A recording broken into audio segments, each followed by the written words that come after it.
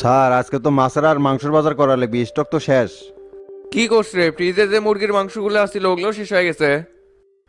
5 দিন আগে রান্না করা খাবার কতই আর ফ্রিজে থয়, ওইলে হালকা গন্ধ ধরছিল, ভাগ্যিস আজকে শেষ হয়ে গেছে। বুঝতে পারছি, কারণ বাজারে আজকে ভোরবেলা যাওয়া লাগবে, ওই সময় না গেলে আবার মরা মুরগি পাওয়া যায় না। আমার এক পরিচিত ডিলার আছে স্যার, মরা মুরগি সাপ্লাই দেয় একেবারে ডিসকাউন্ট রেটে, ওর সাথে যোগাযোগ করবো নাকি? দরকার বললে করা লাগবে, না হলে ইফতারের আগে আর সেহের সময় কাস্টমার চাপে বেশি, সেই সময় কি করবো? সেটা ঠিক আছে, কিন্তু এঙ্গে করে যে আমরা মানুষক মরা মুরগি আর মরা গরুর মাংস খাওয়াচ্ছি, যদি কেউ টের পায় তাহলে কি হবি নি? কেমনে বুঝতে পারবি বে? সেইভাবেই তো রান্না বাড়া করা হচ্ছে, বোঝার তো কোনো উপায় নাই। আর আজকালকার মানুষ হোটেলের খাবার নিয়ে এখনো অত সচেতন হয়নি। এসেই মুরগির গ্রিল চাচ্ছে, ভুনা চাচ্ছে, রোস্ট চাচ্ছে। খাবার বসলে কি আর অত হুঁশ থাকে? আর আমরাও ভালো মশলা দিয়ে এমন ভাবে রান্না করবো যে টাটকার মতো স্বাদ হবেই। তারপরও স্যার রোজা রমজান মাসে মানুষকে আমরা এলে খিলেচ্ছি, আমার মন তো সায় দিচ্ছে না। হোসে তোরা নীতির বাক্য সারা লাগিচ্ছে না, মাস গেলে যে কর করে টাকা গুনে নিব সেটা থেকে আসবি। মনে রাখিস, হোটেলের ব্যবসাটা তো সতলে হয় না, না হলে বাড়ির যায় কামলা দিয়ে খাওয়া লাগবি। বুঝতে পারছি, তে আমার একটা কথা ছিল স্যার। কি গবু ঝটপট কয়ে ফেলা। আমার না টেকা লাগলো নি স্যার, খুব দরকার। টাকা কি গাছের ধরে? মাসের অর্ধেকই হয়নি, খালি টাকা টাকা করে। কে রে, টাকা কি গাছের ধরে? রমজান মাসে ব্যবসা পাতিও সেভাবে নাই, কুট থেকে টাকা দিব? বাজারের টাকাই এখনো মিলাবার পারিনি। আমি আর কোনো কথা শুনবার চাচ্ছি না, এখন তুই রান্না করে যা লিস্ট করে কি কি লাগবি। শালার কাজটিয়ে বিন্দু পরিমাণ মানবিকতা নাই। স্যার কি আর করার, আল্লাহ গরিব করে বানাইছে, যা করবেন সেটাই মানা লাগবি। সেরে মাস শেষ হবি টাকা পাবো, তার আগে 1 টাকা দিবার পারবো না। আর ওই মুরগির ব্যবস্থা তোর ওই লোকের কাছ থেকেই করে তাড়াতাড়ি। আচ্ছা ঠিক আছে।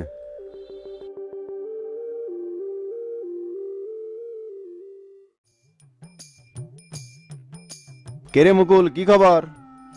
খবর তো ভালো। তে গ্রিলের মুরগি কেমন এখন পর্যন্ত আলো না? সন্ধ্যের পরে তো আবার কাস্টমার চাপিনি, দিবেন না পারলে হোটেল চলবিনি কেমনে?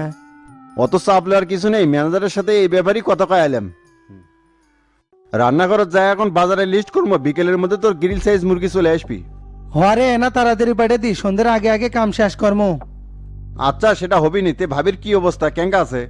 আছে তো ভালোই রে, খালি শহরতে এসে থাকতে চাই, কিন্তু আমার পকেটেই তো কুলোয় না। বর্তমানে বাজার ঘাটের যে অবস্থা, সেই তুলনায় যে বেতন পাই, এটা দিয়ে বউলি এসে চলমো কেমনে? কি করবো, পড়াশোনা থাকি দিলে যা হয়, সেটা যদি ভালো করে করলামই নি, তাহলে কি আর হোটেলত এসে কাম করা লাগে? হরে স্কুলত যাওয়া বাদ দিতে তো গুটি খেলে বেড়াছি, তখন তো আর লেখাপড়ার গুরুত্ব বুঝিনি। আজকের এই পরিণতির জন্য আমরা নিজেরাই দায়ী। এলে কথা ভাবি আর লাভ নাই রে, নিজের পায়ে নিজেই কুড়েল মারছি। তে থাক, আমার যা আবার লিস্ট গুলো করে আর বাজার ঘাট গুলো করা লাগবি। আচ্ছা যা।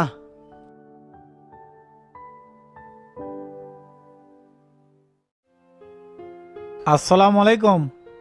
ওয়ালাইকুম আসসালাম। কেরে কানু কষাই, এখন দিয়ে তোর আসার সময় হলো, সে কখন তো ফোন দিছি।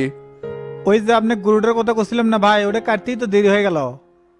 হ্যাঁ হ্যাঁ বুঝতে পারছি। তে মাংস কত দোকান আনছিস? কে যা কছেন সেটাই নিয়েছি, 15 কেজি, এবার দাম কিন্তু 350 টাকা করে। কি করবে, মরা গরুর মাংসের কেজি 350 টাকা, দামটা একটু বেশি হয়ে গেল না? আরে গরু ভাই কোনো রোগ বালাই হয়ে মরেনি, রাস্তায় অ্যাক্সিডেন্ট হয়ে মরছিল। গরুওয়ালা মাটি দিছিল, আমরা রাতের বেলা যাই তুলে নিচ্ছি, মাত্র কয়েক ঘন্টার ব্যবধান, মাংস একবার টাটকা আছে। ওই হলোই, মরা গরুর মাংস 300 করে ধরে সব দিয়ে যা। একেবারে ঠকা গেল ভাই, মুমিনের হোটেলে তো 350 টাকা করে দিয়ে এলাম। এত কথা কোস না তো, পরের বার বেড়ে দেবনি। মাংসগুলো রান্না করে যা দিয়ে আয়, যাওয়ার সময় টাকা নিয়ে যাস। আচ্ছা ভাই ঠিক আছে।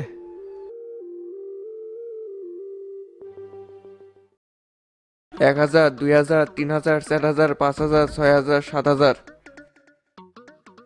কে রে, এটি না খালি 7000, 20,000 টাকার বান্ডিলটা উঠি। আমি তো পকেটে তো নেইনি, কাউকে দিও নি, তাহলে এই টাকা গেল গুনটি। একবার সে খালি বাথরুমে গেছিলাম, এর মধ্যেই মনে হয় কেউ ক্যাশ থেকে টাকা সরাছে। সালেক, এ সালেক, এইদিকে আয় তো। জি স্যার কোন? কে রে, ক্যাশে একটা 20,000 টাকার বান্ডিল ছিল, সেটা তো পাচ্ছি না। কি জানি স্যার, আপনি কি আসে থাকতেছেন, সবকিছু করিচ্ছেন, আমি কেমনে জানবো? এ হলে আউল ফাউল কথা বাদ দিয়ে সত্য কথা কও, আমি যখন বাথরুমে গেছিলাম তখন তুই কুটি আসিল। কে, আমি তো রান্না করি, লিস্ট করেছিলাম। শোন সালেক, মাথা মুথা গরম করাস না, ভালোই ভালো করছি, টাকাগুলো দিয়ে দে, না হলে কিন্তু তোর খবর আছে কয়ে দিলাম। আমি তো সত্যি কথাই করছি স্যার, যে নিয়ে নি, তারপরও বারবার একই কথা করছেন কে? শালা হারামজাদা, নুন খায় নেমো খারামি করিস, ভালো বুঝে তো হোটেলে চাকরি দিছিলাম, আর তুই আমারই ক্যাশ থেকে টাকা চুরি করিস। দাঁড়া, এখনই থানাত ফোন দিচ্ছি, তো পুলিশের হাতে দিমু।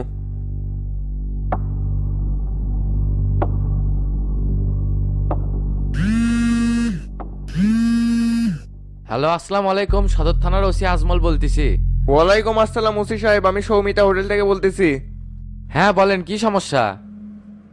আমাদের হোটেলে চুরি হচ্ছে আর সেই চোরও ধরা পড়ছে, আপনারা দ্রুত পুলিশ পাঠান। আচ্ছা ঠিক আছে, পাঠাচ্ছি।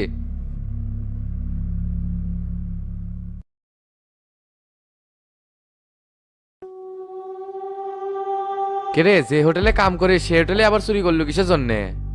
সত্যি বলতে স্যার, আমার মায়ের খুব অসুখ, চিকিৎসা করার লাগবে মেলা টাকা দরকার। অনেক জনের কাছে চাচ্ছি, কেউ দেয় নেই, তাই নিরুপায় হয়ে চুরি করতে বাধ্য হচ্ছি। হ্যাঁ বুঝছি, সেটাকে রাখছো কুটি? আমার ট্রাঙ্কের মধ্যে আছে স্যার। কেরে, তোর হোটেল মালিক তো ভালো মানুষ, তার কাছে কি টাকা চাইছিল? আর ভালো মানুষ স্যার, মানুষক দিনের পর দিন মরা গরু আর মরা মুরগির মাংস খিলেচ্ছে। কোষ কিরে, হোটেলে মরা মুরগি আর মরা গরুর মাংস খাওয়াচ্ছে মানে? হ স্যার, আমি যা করছি সবই সত্যি। বিশ্বাস না হলে আপনি হোটেলত পুলিশ পেটে দেখেন, ফ্রিজে মরা গরুর মাংস পাবেন। আচ্ছা দেখতেছি। হাসান, হাসান এদিকে আসো তো। জি স্যার বলেন। মৌমিতা হোটেলে চলে যাও, ওখানে নাকি মরা মুরগি আর মরা গরুর মাংস খাওয়ায়। ভালো করে সার্চ দিবে, রান্নাঘরে ফ্রিজে নাকি মাংস রাখা আছে, পেলে পারে গ্রেপ্তার করে নিয়ে চলে আসো। Okay sir.